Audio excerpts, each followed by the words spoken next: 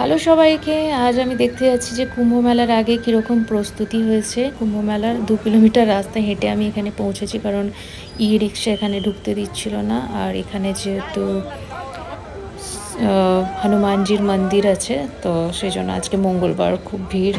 তো আমিও এসেছি মন্দিরে ঠাকুরের দর্শনের জন্য। প্রথমেই ভারতের একমাত্র মন্দির যেখানে হনুমানজি এখানে শায়িত অবস্থায় আছেন, এবং যখন বর্ষাকালে পুরো নদী প্লাবিত হয়ে যায় তখন হনুমানজিও একেবারে স্নান করে নেন গঙ্গা মায়ের জল দিয়ে।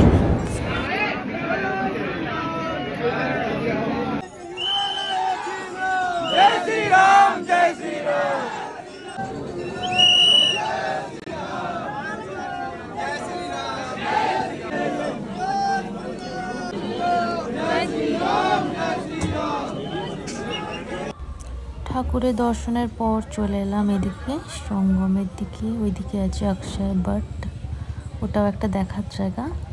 অনেকদিন আগে আমি দেখেছিলাম, এখন বন্ধ আছে সন্ধেবেলা। আর এখানে ব্যারিকেড লাগানো হচ্ছে, স্নানের দিনে সবাই আসবে বলে।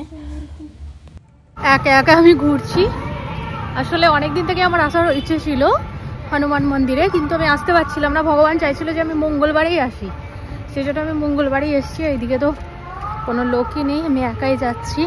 এই যে পিছনে কুম্ভ মেলার জন্য পুরো ব্যারিকেড করে দিচ্ছে বাঁশের জন্য, বাঁশ দিয়ে যারা স্নান করবে। আমি এখন এসে গেছি সঙ্গমে। সেদিনে নৌকা করে এসেছিলাম, আর আজকে অন্য দিক দিয়ে এলাম। এই যে পুরো শহর একটা তৈরি হয়ে গেছে গঙ্গার চরে, আর্টিফিশিয়াল কৃত্রিম শহর কয়েকদিনের জন্য।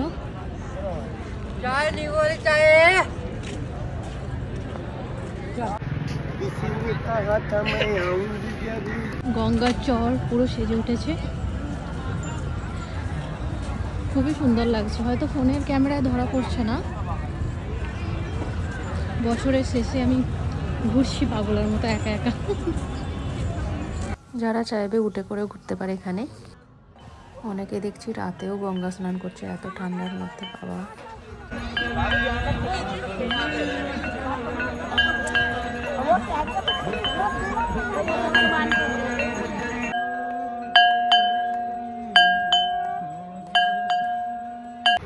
এখন এই যে এখানে অস্থায়ী ব্রিজ যে তৈরি করা হয়েছে ট্যাবলেটের, তার উপর দিয়ে হেঁটে যাচ্ছি আমি। খুবই সুন্দর একটা অনুভূতি। আমি ওই পার পর্যন্ত যাব না, ওই পারে হচ্ছে সব যে সমস্ত লোকেরা কল্পবাসে থাকবে বা অনেকেই মানুষ থাকবে, তাদের তাঁবু আছে। তো অতটা যাওয়া আমার পক্ষে সম্ভব না, কারণ গঙ্গাটা যথেষ্ট চওড়া এখানে, আর স্রোতও খুব বেশি এখানে। সেদিনে আমি সঙ্গমে চান করতে এসেছিলাম, সেদিনও প্রচুর স্রোত ছিল।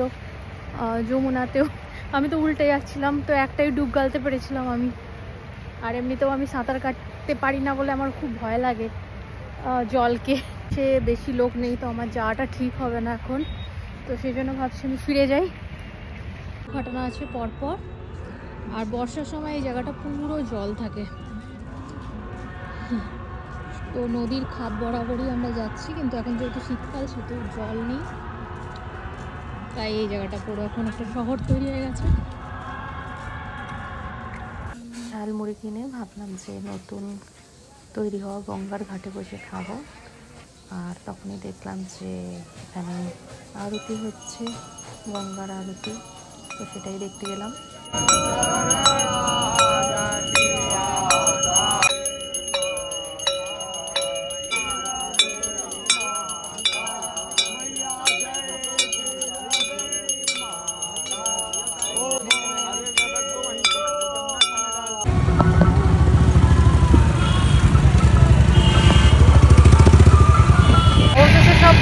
বাড়ি যাচ্ছি, টোটো ভাড়া করে নিয়েছি বাড়ি পর্যন্ত। তো আজকের মতো আমরা ভিডিও শেষ করছি। বাই সবাইকে।